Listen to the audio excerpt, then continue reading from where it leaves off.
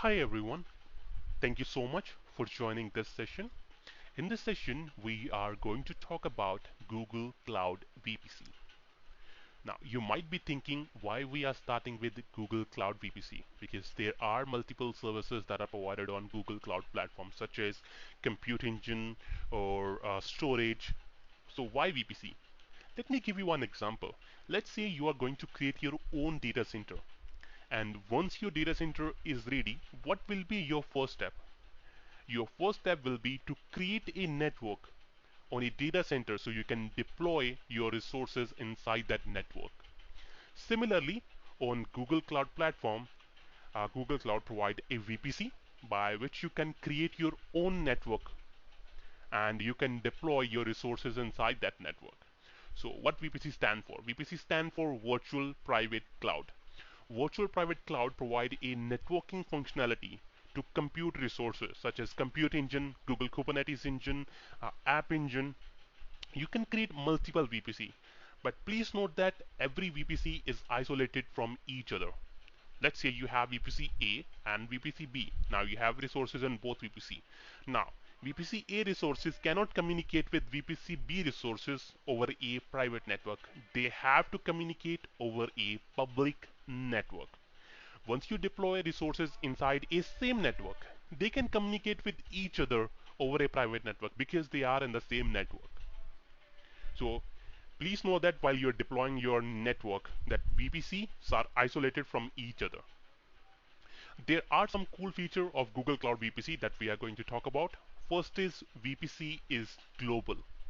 Now, if you are from Azure or AWS, you might be aware that the VPC, when you create a VPC on those cloud provider, they are regional resource.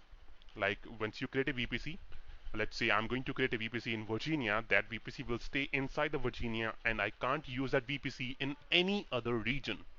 But however, in GCP, VPC is global. One VPC can expand into multiple regions. You can see on my right hand side, sorry, on the left hand side, that I have a default VPC that is expanding in multiple regions: US Central 1, Europe West 1. So you can see here one VPC is expanding in multiple regions. So that's why we say VPC is global. VPC is shareable. So you might aware that project on GCP are also isolated from each other. When you deploy resources inside a one project that are totally isolated from other project resources. Similarly, VPC inside a project will be isolated from other project VPCs. Now, however, GCP allow you to create shared VPC. Now, one shared VPC can expand inside multiple projects. In that way, you have resources inside a multiple project can connect to a same VPC and communicate with each other over a private network. Now, the third benefit, or you can say third feature that we are getting, is VPC is expandable. Let's say you created one IP range for your network and you used all the IP available for your resources. Now you need to deploy more resources inside the VPC. What you will do if you have used all the IP range that was available for you, you can expand that IP range and there will be no downtime for doing that. Yeah, that's true.